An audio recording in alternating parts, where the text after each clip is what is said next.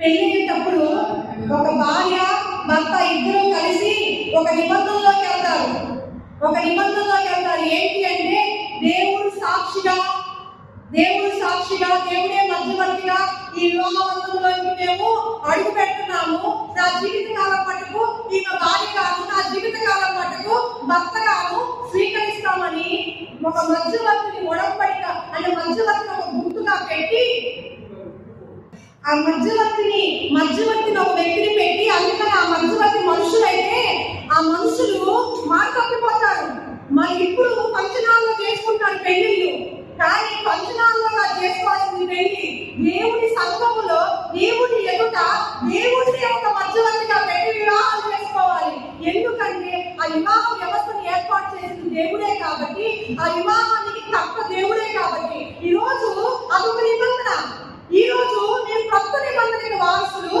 ఈ కొత్త నిబంధన ఏర్పాటు చేసిన మధ్యవర్తి ఎవరంటే యేసు ప్రభువారు. ఇప్పుడు ఆ మధ్యవర్తి ఏం చేశాడు అంటే నిన్ను దేవుడితో సమాధానపరచడానికి ఒక నిబంధన ఏర్పాటు చేశాడు. ఆ నిబంధన ఎలా ఏర్పాటు చేశాడంటే నిబంధనకి యువతల పక్క నీవు, నిబంధనకి అవతల పక్క ఆయన మధ్యవర్తిగా కూడా ఆయనే ఉండి ఆయన తన రక్తమును ప్రాణమును ఇచ్చి ఆయన నిన్ను కొని ఆ నిబంధనను స్థాపించాడు. అందుకే ఈ నిబంధనలో బలలో చేయి వేసేటప్పుడు ప్రభు అప్పగించబడిన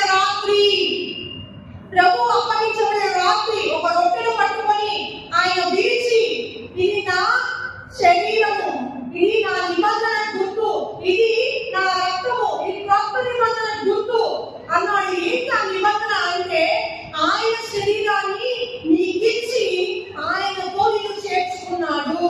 ఎలాగైతే స్త్రీని పురుషుని లోనికి వచ్చినప్పుడు సంపూర్ణ వ్యక్తి ఎలాగయ్యాడో నీవు సంపూర్ణంగా అవ్వాలి అంటే నీ పాపం నుంచి నువ్వు విడిపించబడి నిన్ను జీవిత కాలమంతా ఆ ఒక నిబంధనలో ఉండటానికి ఆ నిబంధన ఏర్పాటు చేసింది యేసు ప్రభువే.